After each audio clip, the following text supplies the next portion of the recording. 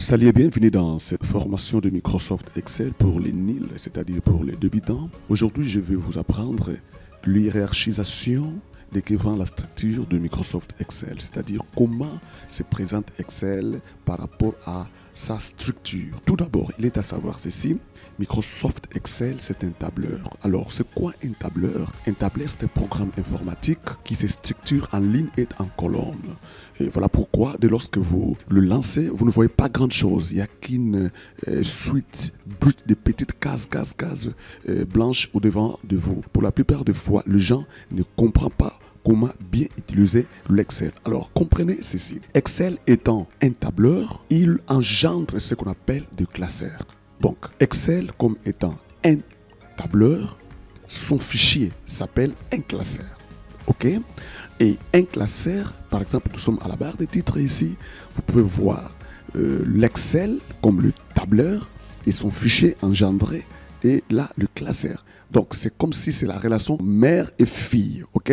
Lorsque nous sommes dans un classeur, parce que c'est le fichier de notre travail, le classeur est composé de feuilles, voilà, donc c'est ça. Donc, pour que nous puissions avoir ces classeurs au vrai sens du mot, il doit être composé de feuilles. Alors, Excel, depuis 2010, 2013, 2016, 2019, nous fait afficher qu'une seule feuille. Tandis que lorsque nous étions dans l'Excel 2007, Excel, par défaut, nous affichait 3 feuilles. Alors, bien que nous soyons dans l'Excel 2016, bien que mise à jour à l'Excel 2019, il y a toujours une possibilité, si vous voulez bien, par exemple, de lorsque vous lancez l'Excel et que vous ayez 3 feuilles par défaut. Alors, pour ce faire, pour certains qui voudraient bien le faire, voici la procédure. Vous venez sur Fichier, et dès lorsque vous êtes sur Fichier, vous venez sur Options, et là en bas, et dès lorsque vous cliquez, et nous avons la boîte de dialogue des options Excel. Alors, ici, nous sommes au devant des générales. Donc, je suis sur général, je vois dans l'autre volet et je descends jusqu'ici lors de la création de classeurs. Alors, vous descendez jusqu'en bas. Ici, on a écrit quoi? Inclure ces feuilles. Par défaut, notre programme Microsoft Excel nous affiche qu'une seule feuille. OK? Et de lorsque nous sommes ici, je peux toutefois ajouter de feuilles que je vais. Si je dis, bon, je vais que dès lorsque je lance Microsoft Excel et qu'il m'affiche 3 feuilles, c'est à moi de venir les ajouter à partir d'ici. Dès lorsque je donne le nombre par défaut de mes feuilles, je peux venir jusqu'ici et je clique sur OK. Et dans cette feuille, il n'y aura pas la mise à jour de ce que je vais faire, mais plutôt de lorsque je ferme ceci et que je réouvre Microsoft Excel, vous allez voir, par défaut directement, j'aurai 3 feuilles dans ces classeurs. Vous voyez, automatiquement, j'ai feuille 1, feuille 2 et feuille 3. Et pourquoi directement j'ai ces feuilles? C'est parce que moi-même, je les ai configurées. Alors, si vous voulez bien avoir autant de feuilles au démarrage, c'est à vous. Alors, je retourne ma configuration initiale. Je viens ici, Options. Et je me dis, bon, moi, j'ai besoin juste d'une seule feuille. Je viens ici, j'enlève les autres feuilles et je reste avec une seule feuille dans mon classeur. Et de lorsque je ferme, c'est Lucie. Et que voulez-vous enregistrer, je prends non. Et puis, je viens relancer Microsoft Excel et que le voilà qui va s'ouvrir juste. Et de lorsque je viens sur mon classeur, j'aurai qu'une seule feuille. OK? Alors, comprenez maintenant la structure de Microsoft Excel. Et si je ne veux pas faire ce que nous venons de faire par défaut, avoir directement 3 feuilles, c'est à moi de manière tout à fait manuelle de venir sur ces petits plus et d'ajouter autant de feuilles que j'ai besoin. Par exemple, je me dis, bon, ici j'ai une feuille, j'ajoute une autre feuille, voilà, j'ai la seconde feuille, je peux toutefois aller là-bas, la 3e feuille et la 4e feuille, ainsi de suite. Alors, je crois que vous avez vu une petite notification de lorsque nous étions au niveau de fichiers et ensuite au niveau d'options. Ici, on nous a dit, dès lorsque nous sommes ici, il y a une petite infobulle qui s'est affichée en nous disant, nous pouvons aller d'une feuille jusqu'à 255 feuilles. Donc, retenez qu'un classeur Excel peut aller jusqu'à 255 feuilles. OK? Alors, revenons sur notre première feuille. Et c'est ici où nous allons étudier beaucoup d'autres choses importantes, bien sûr, dans l'essence d'aider tous ces étudiants qui commencent nouvellement l'aventure avec Microsoft Excel. Comprends une chose, c'est que la feuille Excel est composée de colonnes et de lignes.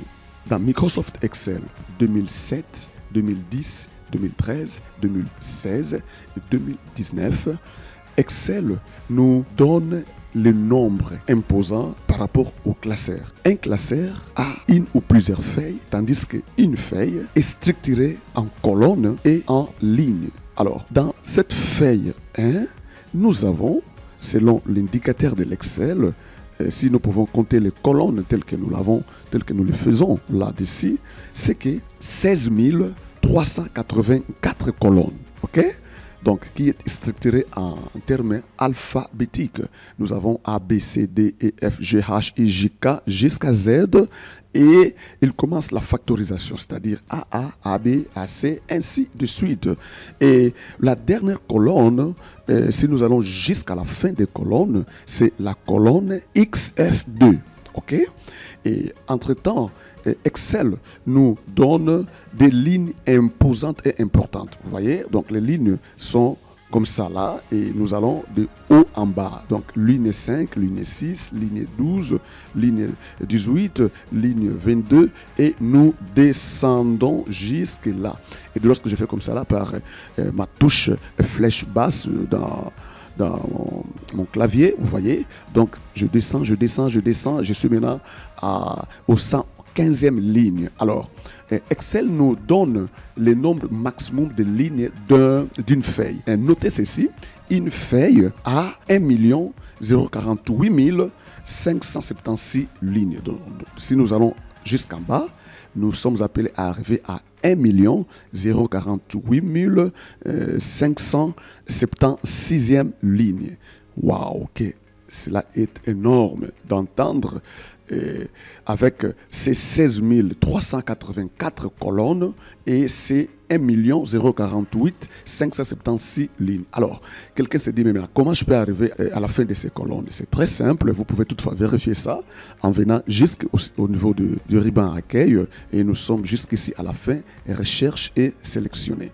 Je clique ici, je viens ici atteindre et lorsque cette petite boîte de dialogue atteindre, je peux toutefois écrire en tenant compte du respect de l'Excel. On commence à écrire par la colonne et ensuite vient la ligne. Par exemple, ici, je suis dans la colonne, venez seulement ici, la colonne AA9, c'est-à-dire nous sommes dans la colonne AA et à la ligne 9e. Alors, de la même manière, je viens ici, je dis je vais atteindre la ligne ou la colonne XF2.1. Alors, je viens ici, j'écris XF2.1. Donc, je serai sur la première ligne de la colonne XF2.1. Et puis, je clique et ceci m'amène jusqu'ici, vous voyez. Donc, ici, c'est la dernière colonne et en dehors d'ici, il n'y a plus rien. C'est la dernière colonne de la feuille de l'Excel. Alors, dès lorsque nous sommes là pour retourner, tu peux dormir là-bas. C'est tellement compliqué et ça va te prendre beaucoup de temps. Il suffit de retourner juste là-bas au niveau des recherches et écrire atteindre. Et j'écris par exemple A1. Ça, c'est ma première cellule et je suis directement au débit. Et de la même manière, je peux chercher en termes tout à fait d'exemple, aller jusqu'à la dernière ligne. OK? La 1 048e 1576e ligne. Alors, qu'est-ce qu'on peut faire pour y parvenir? J'enlève tout ce qui est là-bas. Je mets la structure, donc toujours des colonnes et lignes. Je me dis, bon, ça sera la colonne A. Je dis A, 1 048 576. OK? Et puis, je clique sur OK et qui nous renvoie jusqu'à la dernière ligne de notre feuille. Voilà, il n'y aura plus rien ici et c'est la dernière. Alors, si tu dis, bon, moi je vais retourner avec le déplaceur, quitte à toi, mais sache que tu feras vraiment longtemps pour arriver à la cellule A1 et de la bonne manière, tu viens au niveau de recherche et tu viens au niveau des atteindre et puis écris A1 et puis tu montes jusqu'au débit. Voilà, comprenez comment se présente Microsoft Excel en termes de taille. Alors, nous avons vu le nombre de colonnes qu'une feuille a et nous avons vu les lignes, le nombre de lignes qu'une feuille a. C'est à vous, si vous voulez soit agrandir les lignes et les colonnes, il suffit seulement de venir ici. Nous l'avons déjà dit dans les leçons passées. C'est à vous de venir ici, d'agrandir les colonnes comme vous voulez. Et ce qui est à noter, c'est l'intersection d'une colonne à une ligne. Okay? Voilà, l'intersection d'une colonne à une ligne, c'est ça qu'on appelle la cellule. Alors, une cellule peut contenir jusqu'à 32 000 caractères. Donc, tout ce qu'on peut saisir, patati patata. Donc, si nous allons jusqu'à arriver à 32 000 caractères. Vous pouvez toutefois le vérifier si vous le voulez bien par la suite. Alors, si nous faisons la mathématique en tenant compte de la quantité de nombre de colonnes que nous avons et de la grande quantité de nombre de lignes que nous avons. Donc, on va retenir ceci. Une feuille Excel contient 1 048 576 lignes multipliées par 16 384 colonnes. OK? Et qui va nous donner 17 milliards 179,184 cellules. Donc, une feuille Excel a au moins dans les 17 milliards de cellules. Waouh, c'est énorme. Donc, nous ne pouvons pas sous-estimer la taille et la grandeur de Microsoft Excel. Il est aussi à noter ceci, c'est que le classeur Excel, c'est-à-dire le fichier Excel, peut aller, donc en termes de feuilles comme ça là, peut aller jusqu'à 255 feuilles. OK? C'est très important à retenir et à savoir pour ceux qui commencent le programme Excel en sachant sa taille, sa structure. Donc, en résumé, nous disons ceci.